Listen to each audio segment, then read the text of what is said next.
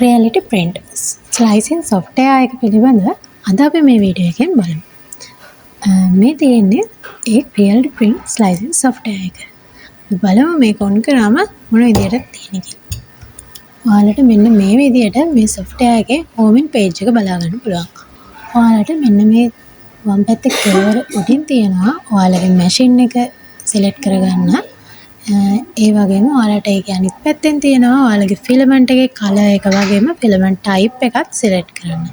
ඊට පල්ලෙහෙන් ඔයාලට තියෙන්නේ ඩිෆෝල්ට් එන සෙටින්ග්ස් ටික ඔයාලගේ ඔබ්ජෙක්ට් එකේ ඔයාලට මොන හරි වෙනම අප්ඩේට් කරගන්න තියෙනවා නම් සෙටින්ග්ස් ඔයාලට මෙතන සෙටින්ග්ස් වෙනස් කරලා ඒවා අප්ඩේට් කරගන්න පුළුවන්.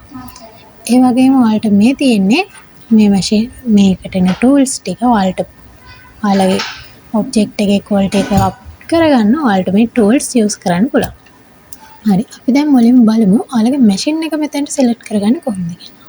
ඔයාලට මෙන්න මෙතනින් ඔයාලගේ මැෂින් එක සිලෙක්ට් කරගන්න පුළුවන්.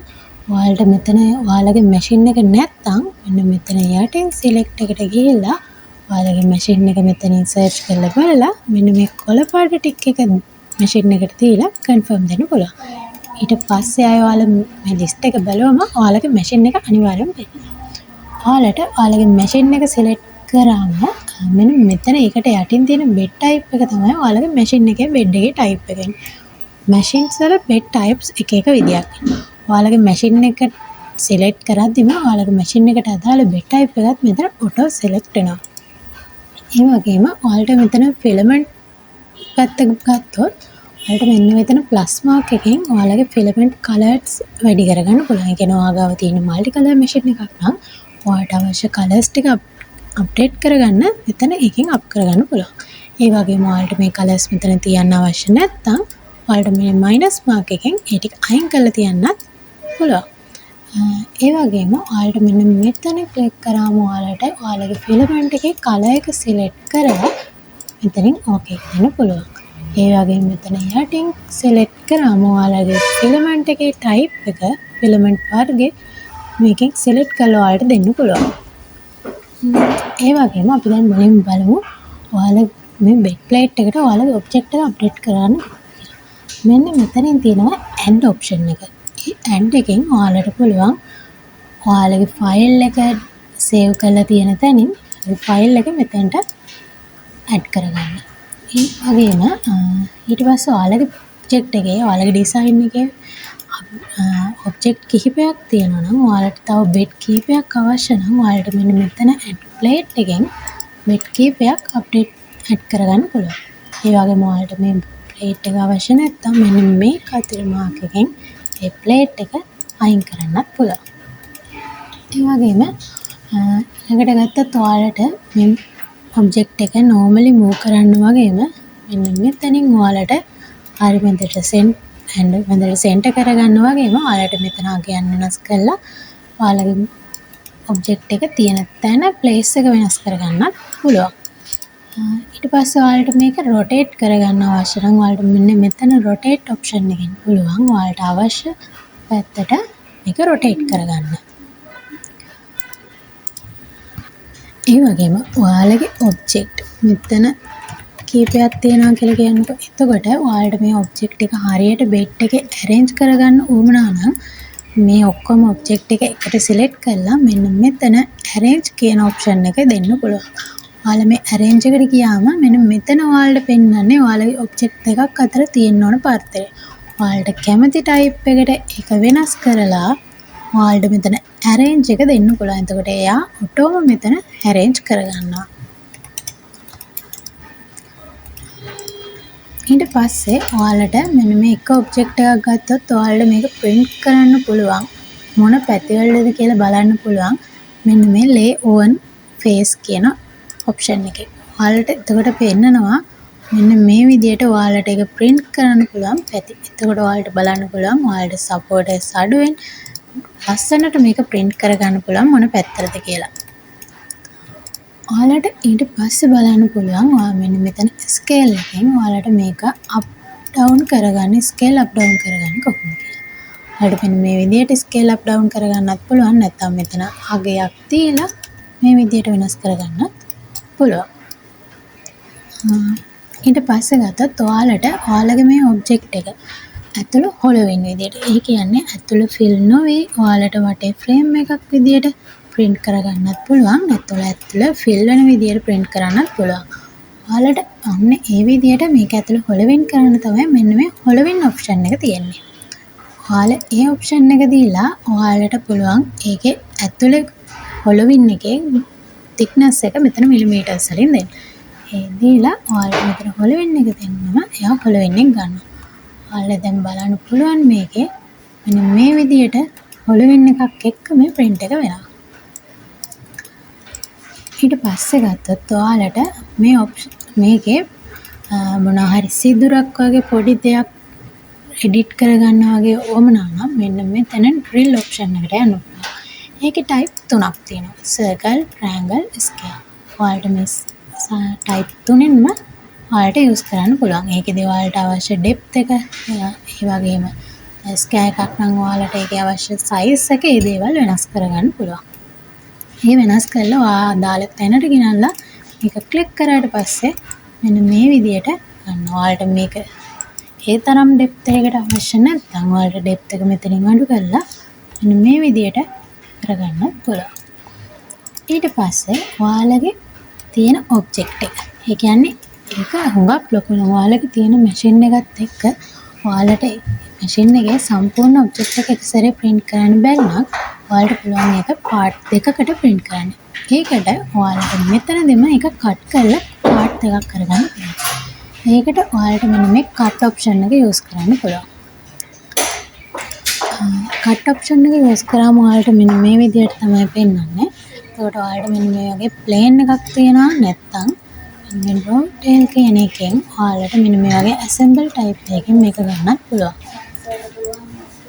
එතනදී ඔයාලට මෙන්න මේ විදිහට මේ plane එක එහාට මෙහාට කරලා ඔයාලට අවශ්‍ය තැනට අරගෙන ඇවිත් මෙන්න මෙතනින් කට් එක දෙන්න පුළුවන්. නැත්නම් ඔයාලට Z option එකේ කොච්චර උසට දෙන්න ඕනද කියලා මෙතනින් typing එකක් දීලා මෙතනින් කට් එක දෙන්නත් පුළුවන්.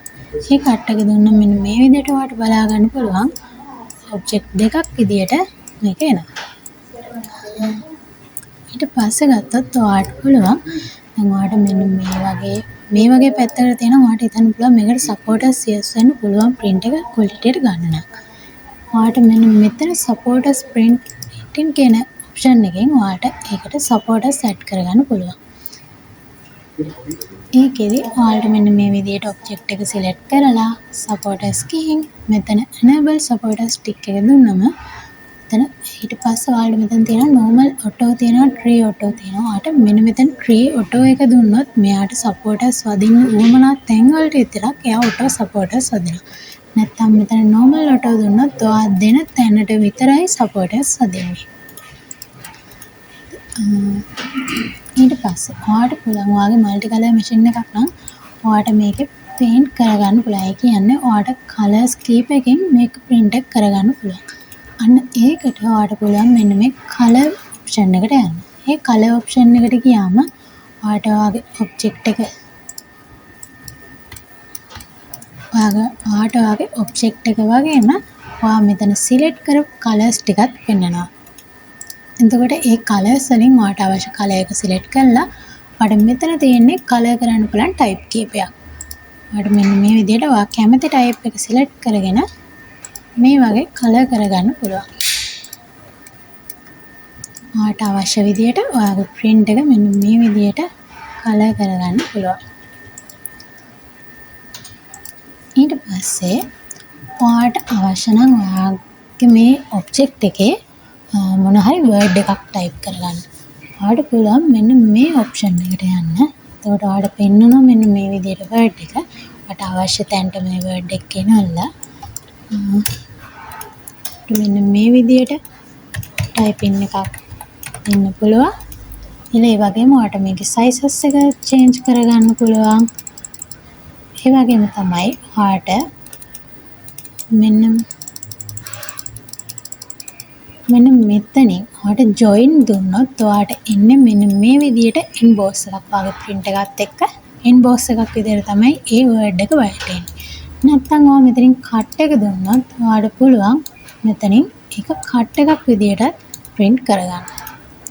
ඒ කට් එක එම්බෝස් එකේ ඩෙප්ත් එක ඔයාලට මෙන්න මෙතනින් වෙනස් කරගන්න පුළුවන්. මෙන්න මේ විදිහට තමයි එතකොට ඔයාලට පෙන්වන්නේ. ඊට පස්සේ ඔයාගේ මෙතන settings හදපු අය දේවල් ඉවර වුණාට පස්සේ ඔයාලට පුළුවන් මෙන්න මෙතනින් slicing plate කියන එක දෙන්න. ඒකට ඔයාලට පෙන්නනවා මෙන්න මේ විදිහට ස්ලයිඩ් කරලා ඔයාගේ print එක වෙන්නේ කොහොමද කියන එක. ඔයාලට බලන්න පුළුවන් මෙන්න මෙතන අපි supporters දීපු print එකේ මෙන්න මේ විදිහට supporters add වෙලා තියෙනවා. ඒ වගේම ඔයාගේ color print එකේ මේ විදිහට ඒ colors වලින් print වෙනවා. ඒ වගේම emboss කරපු print එක මෙන්න මේ විදිහට වෙනවා. අර normal print එක මෙන්න මේ විදිහට print වෙනවා. මෙතනදී ඔයාලට විශේෂ කරුණු කීපයක්ම බලා ගන්න පුළුවන්. ඒ තමයි මේ print එක වෙන්න කොච්චර time එකක් යනවද. මෙන්න මෙතනින් ඔයාලට printing time එක ඒ වගේම තමයි ඔයාගේ filament එකෙන් කොච්චර weight එකක් යනවද, filament එකෙන් කොච්චර length එකක් යනවද වගේම ඔයාට filament cost එක ඩොලර්ස් වලින් බලා ගන්න පුළුවන්. ඒ කියන්නේ ඔයාගේ object එකක් cost කරනවා නම් ඔයාට මේ material cost එක මෙන්න මෙතනින් add කරගන්න පුළුවන්. ඒ වගේම ඊට පස්සේ ඔයාලට පුළුවන් මෙන්න මේ device එකට ගිහිල්ලා ඔයාගේ device එක online තියනවාද කියලා බලන්න. කියන්නේ ඔයාගේ device එකයි ඔයාගේ lap එකයි එකම Wi-Fi එකට connect කරලා තියනවා නම් ඔයාලට මෙන්න මෙතනින් scan add දීලා ඔයාලට බලන්න පුළුවන් මෙතනින් scan වුණාට පස්සේ ඔයාගේ machine එක online ද තියෙන්නේ. මෙන්න මේ විදිහට ඔයාගේ machine එක පෙන්නනවා නම් මෙන්න මේ කොළ පාට ටික එක දීලා පුළුවන් මෙන්න මෙතනින් add එක දෙන්න. ඊට පස්සේ ඔයාලට මෙන්න මේ preview එකට ගිහිල්ලා ඔයාලට මෙන්න මෙතන යටින් send print දෙන්න පුළුවන්. send print එකේදී ඔයාලට බලා ගන්න පුළුවන් ඔයාගේ machine එක මෙතනදී ඒ වගේම machine එක print වෙනවා නම් මේ විදිහට printing කියලා බලා ගන්න පුළුවන්. ඒ වගේම ඔයාගේ machine එක online නම් print එකක් වෙන්නේ නැත්නම් ideal කියලා බලා ගන්න පුළුවන්. machine එක offline නම් ඔයාලට offline කියලා බලා ගන්න පුළුවන්. ඒ වගේම ඔයාලට මෙතන ඔයා තෝරපු material type එකත් එක්ක ඒ colors තියෙනවා නම් machine එකට select කරලා තියෙනවා නම් මෙන්න මෙතනදිත් බලා ගන්න පුළුවන්. ඒ ඔක්කොම ready නම් machine එකේ වෙන print එකක් යන්නේ නැත්තම් ඒ වගේම ඔයාගේ machine එකේ color filament එක update කරලා තියෙනවා නම් ඔයාට මෙන්න මෙතනින් කෙලින්ම start print කියන එක දෙන්න පුළුවන්. නැත්තම් send only දීලා ඔයාට ඊට පස්සේ machine එක ගාවට ගිහින් machine එකකින් print එක දෙන්න පුළුවන්. ඔයාගේ machine එක camera එකක් include machine එකක් නම් ඔයාට මෙතන ඉඳන් ඔයාගේ PC එකකින් ඔයාගේ lap එකෙන්ම ඔයාගේ machine එකේ බලා ගන්න පුළුවන් print එක වෙන්නේ කොහොමද? ඒ වගේම ඔයාගේ print එක උනාට පස්සේ ඒකේ වීඩියෝ එකත් අට ගන්න පුළුවන්. ඉතින් මම හිතනවා ඔයාලට මේ Creality print slicing software එක පිළිබඳ අවබෝධයක් ලැබුණා කියලා. අපි තවත් මේ වගේ වීඩියෝ එකකින් එකතු වෙමු.